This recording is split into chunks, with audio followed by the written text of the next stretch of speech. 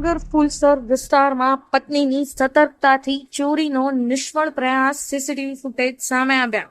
પ્રાપ્ત થતી માહિતી અનુસાર ભાવનગર ચિત્રા વિસ્તારમાં આવેલ કલ્યાણનગરમાં પ્લોટ નંબર 29માં રહેતા સમીરભાઈ કાંબળના મકાનોમાં ગઈ તારીખ 16ના રોજ રાત્રિના 3 કલાકે સૂતા હતા. ત્યારે બાજુના રૂમમાં કંઈક અવાજ આવતા સમીરભાઈના પત્ની જાગી જતા મોટા અવાજે બૂમ મારતા સમીરભાઈને જાણ કરતા અજાણ્યા ઇસમો ત્યાંથી ભાગી છૂટતા ચોરીનો નિષ્ફળ પ્રયાસ થયો હતો. જે અજાણ્યો ઇસમ સીસીટીવી કેમેરાની નજરમાં કેદ થવા પામ્યો હતો. આ બાબતની જાણ સમીરભાઈએ ડી ડિવિઝન પોલીસ સ્ટેશનમાં જાણ કરી હતી. ત્યાં જ આજુબાજુના રહીશો દ્વારા શિયાળાની ઠંડી ઋતુ હોય, લોકો ઘોર નિંદ્રામાં સૂતા હોય તે માટે પોલીસ પેટ્રોલિંગ વધારવામાં આવે તેવી માંગ ઉઠી છે.